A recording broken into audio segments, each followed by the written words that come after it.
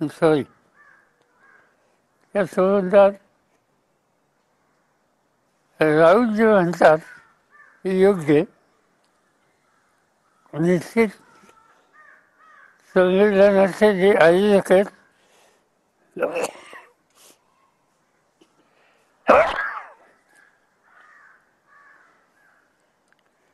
ते त्याबद्दलची नापसंती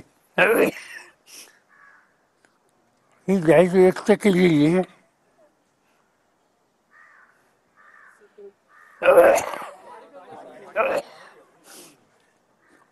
आणि त्यामुळं मला वाटतं की त्याचा असा पडदा टाकायला हरकत नाही.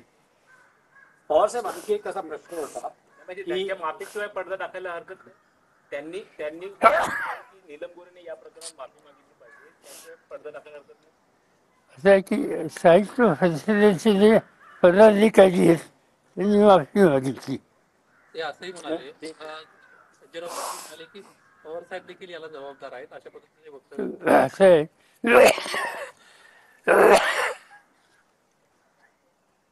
की स्वागताध्यक्ष होते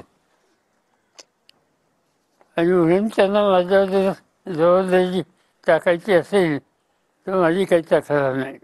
पवार साहेब यावेळेस साहित्य संमेलनाच्या व्यासपीठावर राजकीय नेत्यांचा मुलाखती असतील, पुरस्कार असतील या माध्यमातून वापर साहित्य संमेलनाच्या व्यासपीठाचा राजकीय आरोप प्रत्यारोप करण्यासाठी वापर झाला असा जो आरोप होतोय तो तुम्हाला मान्य आहे का? मला मान्य नाही.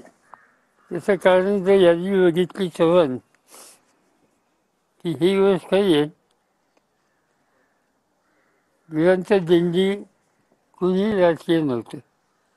उद्घाटन समारंभ प्रधानमंत्री देवेंद्र फडणवीस होते.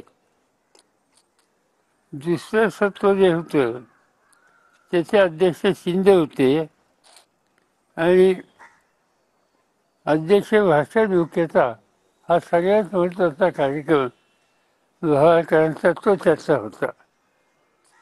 त्याच्यानंतर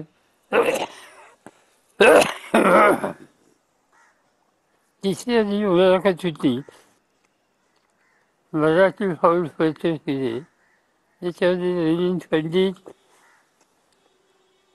पराग करंदीकर,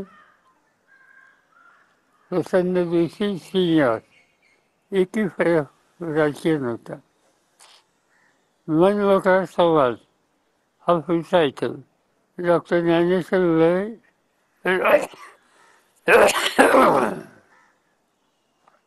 राजीव सरदेसाई, सारिका रे, रेखा रायकर, मंजिरी वैद्य. त्यामध्ये विश्वजित कदम सोडले तर कुणी राजकीय नव्हतं. विशेष सत्कार त्याच्यामध्ये संजीवनी खेळ, दत्तात्रय फास्ते आणि तोमस फास्ते. त्याच्यानंतर लोकसाहित्य भोपाळी ते भैरवी, संसद कदम, कृष्णन फातोरे. राजकारणात